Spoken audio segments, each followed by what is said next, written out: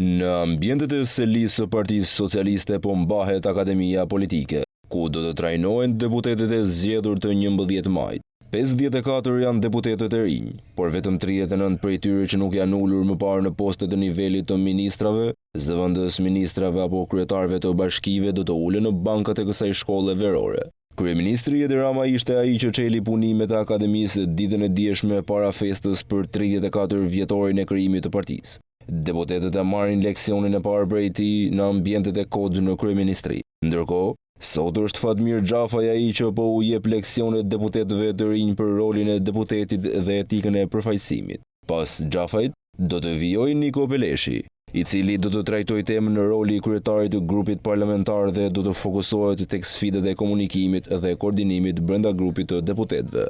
Rektori i tretë për sot do të jetë Erion Braçe, i cili trajnimin e tij do ta mbajë pasdite. Braçe do të fokusohet tek kontakti që deputetët duhet të mbajnë me zonën që përfaqësojnë.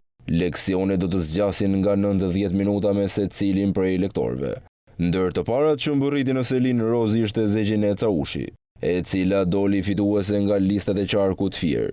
Mariana Koçeku, e njohur ndryshe si Neo Malsoria, tha për mediat është akademi dhe kënaqësi që të marr pjesë.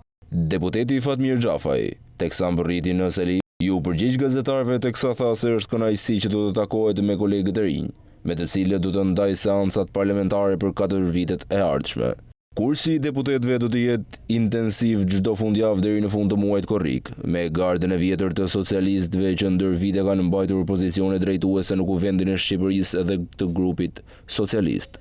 Komunikimi politik do të jetë në fokus të ligjvënësve të rinj nga data 11 deri më 13 korrik. Moduli i 5 do të jetë Partia Socialiste dhe vizioni për Shqipërinë 2030, ku do të ketë në fokus kryesisht diskutime, si dhe funksionojnë fushatat elektorale me qëllim që ka Selia Roz për Shqipërinë 2030.